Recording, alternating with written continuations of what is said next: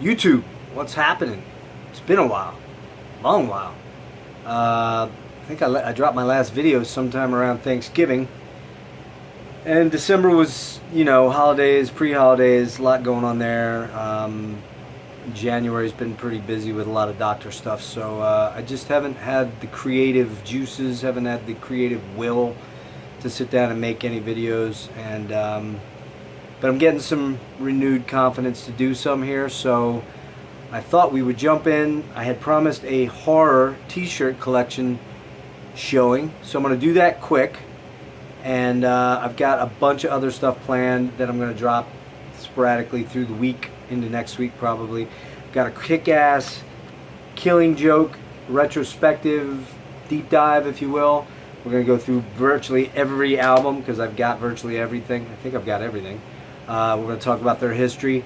That's going to be coming up. That may drop tonight, probably not till tomorrow or the day after. I've got one on Tangerine Dream, the German electronic pioneers. I'm working on that. That's going to be coming in the days ahead. Got box sets, and we're going to talk about their catalog. So if you just want metal, this week's not going to be all metal. In fact, there's hardly going to be any metal. Sabotage, we're going to do a Sabotage deep dive. We're going to do a Blue Oyster Cult deep dive. And I'm going to show the very few things that I bought or have been bought for me, which I'll do that now, actually.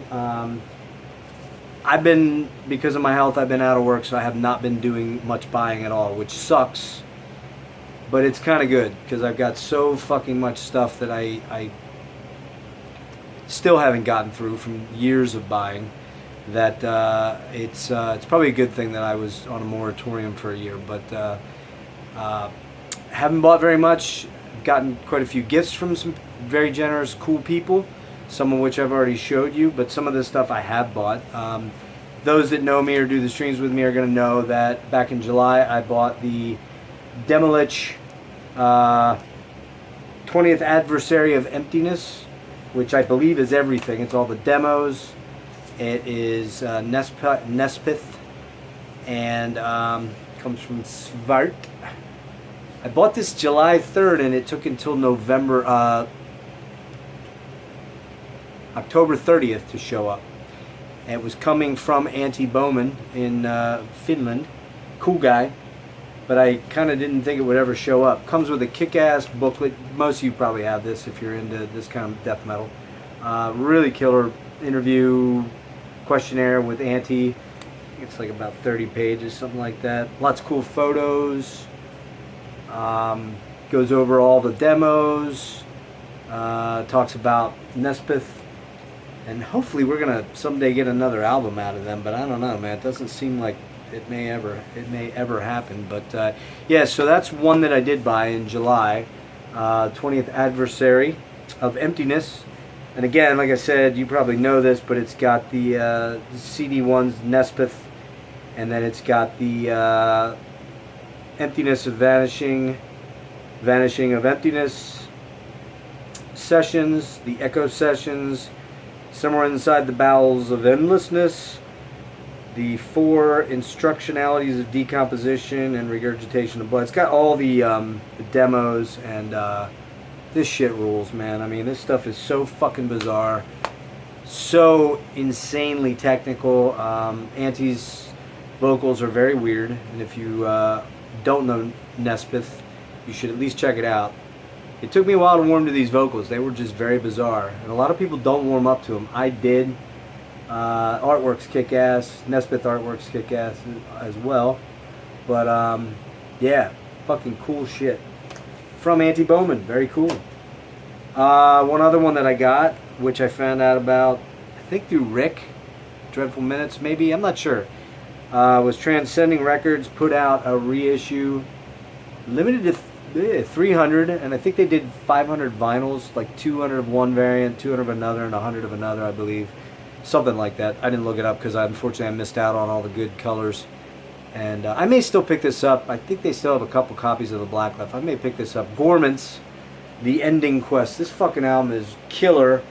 And I found out about this album a couple years ago, probably, from Brain Smasher, Ben. He was listening to it, or was talking about it, something like that. And of course it was out of print at that point in time and ridiculously costly, and I wasn't going to pay crazy money for it. But this is great, great death metal. Really kick-ass album. I love this album. I don't know that... I think there's some other demos. I don't know if they've done other stuff. No, I guess they have. And a lot of their stuff that I've listened to after this, it just doesn't do anything for me. But this one is fucking kick-ass. I think I was confusing them with Converge. Or no, I guess Converge is the band that's done a couple albums. I should have looked this up, shouldn't I have? But I'm pretty sure this is the only one they did. But I think they were putting out a new album. I'm sure someone will correct me in the comments below. But this one's great. I think some of the other material that may have leaked out, and I listened to a little bit of this stuff on the main dude's page for the main writer for this band. It just sounded like fucking shit. So this is a classic. Everything else from them that I've heard is not that good. From my buddy Rick, Dreadful Minutes, he picked me up this CD. I listened to it on YouTube. Sounded pretty good. Kind of had a My Dying Bride, a little bit of a proggy sort of vibe to it, a little Candlemassy vibe. It's a band called Thine. The Dead City Blueprint. Rick picked this up in Philly, was thinking of me, and I have not had a chance to listen to it. I only got it in maybe about a week and a half ago, something like that. So, the Dead City Blueprint. My buddy Devin over at Maze of Torment. I sent him some cool DVDs, Universal Horror DVDs, the whole collection, and also some Iron Maiden shit. And he surprised me by sending me this beautiful, if you watched the stream last week you saw it, beautiful, beautiful copy of the Hammerheart reissue, 2020 reissue of one of my favorite Finnish death metal bands, doom metal bands, Hooded Menace. Never Cross the Dead. This fucking album absolutely smokes. I like everything they do, but this one is probably my favorite. This is the red variant, and it is sweet, so sweet. My buddy Devin rules. That kid is fucking awesome. I say kid because he could be my kid. He's young enough to be. Kid knows his death metal big time. He's a big time Hooded Menace fan. I gather he probably picked one of these up for himself. But it's a double red LP. I don't think it's 180. It doesn't, well, it could be 180. I don't know. Maybe, maybe not. Didn't look that deep into it. Really nice insert. Sorry for the glare. I need light in my room. I'm doing this in the evening. So, lyrics, credits. I guess they were a 2-piece at this point in time. They may, I don't know that they ever, I think live they're a 5-piece, but, or maybe they're just a 4-piece. 2 guitarists, Lasse, or Pekka, is that his name? No, Lasse. Pekka's the drummer.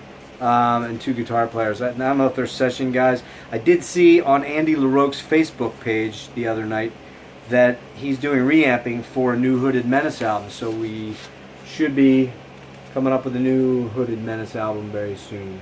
That is kick-ass. So anyways, those are the very few things I've gotten in the last 4 or 5 months. Again, I'm on a spending moratorium because I just have too much shit I still haven't gotten through for the last 3 years.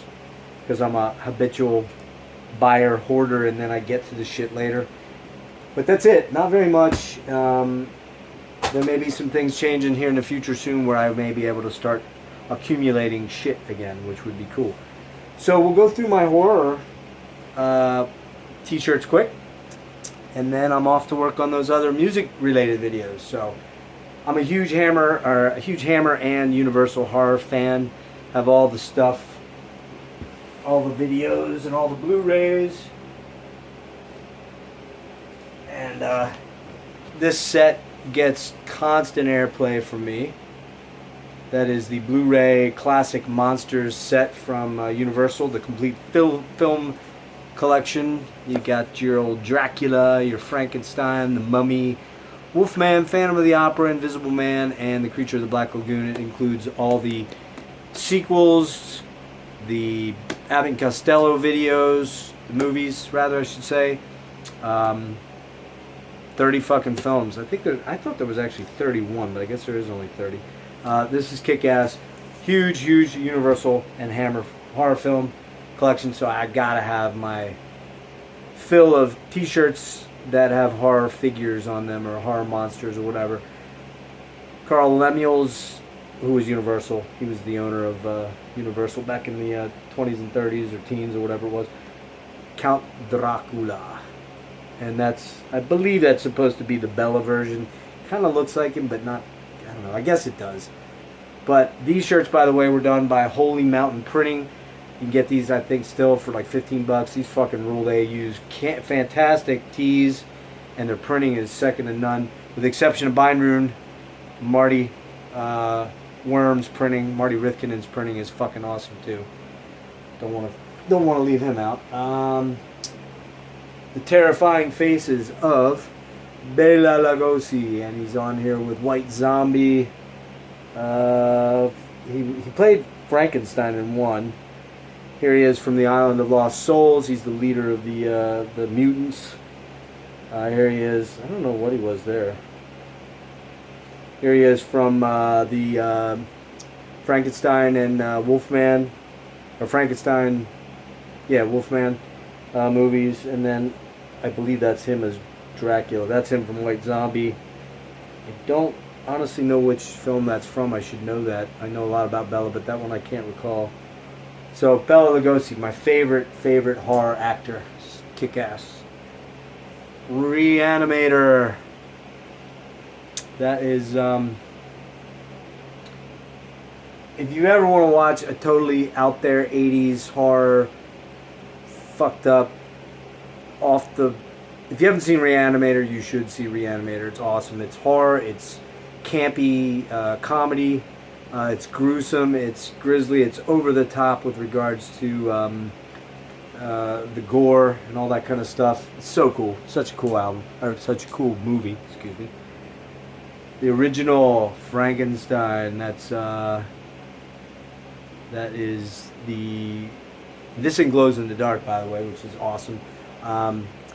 That has the question mark as the monster. And of course that was...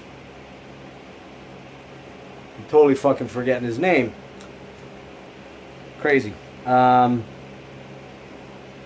damn it. I'll remember it. I will remember it. That is supposed to be H.P. Lovecraft. Love H.P. Lovecraft's writings. Wrote so many cool shit, cool stories, of course. Call of Cthulhu, the Cthulhu mythos. So many fucking Behind the Wall of Sleep. You know, I don't know how many stories he ever wrote. Probably several hundred. But this guy's my guy when it comes to go to fiction. This is Nostradamus, the Werner Herzog version from '78, I believe it was. More of a romantic take on Nosferatu, but fucking so good. Klaus Kinski was in this. Just so good, man. The monster, the guy that plays the monster, I can't remember his name. So damn good. And this is kick-ass. But I will say, I got this from a guy that did DTG printing, and he didn't do a very good job. The print looks good, but it's starting to fade, and I've only worn it a couple of times, which sucks. Nosferatu. Awesome, awesome movie. And just a horror spider with a top hat on. I think it's Slash as a skullish spider. Just kidding. And speaking of Nosferatu, a symphony of horror. This is one of those Holy Mountain shirts. I love wearing this. People fucking look at me like I'm a psycho when I wear this. I wonder why. But 1922, Max Schreck. My favorite one, probably my favorite horror movie. It's just so creepy and eerie and weird and just so fucking good, man. The Count. This is the scene from the 1931 Universal Dracula that he's coming down to meet Renfield, and the wolf howls in the background, and you hear him say, "Listen to them, children of the night. What beautiful music they make." One of my favorite scenes in the movie. What else we got here? Oh, we got a bunch of them here. We've got Frank. We've got the Wolfman, Lon Chaney Jr. We've got the Mummy. And we've got Dracula. And I gotta look up Frankenstein's name. I feel really fucking stupid. It's right there on the tip of my tongue. But I cannot think of his friggin' name. And I'm gonna take a lot of heat for this, I'm sure. But I just cannot fucking remember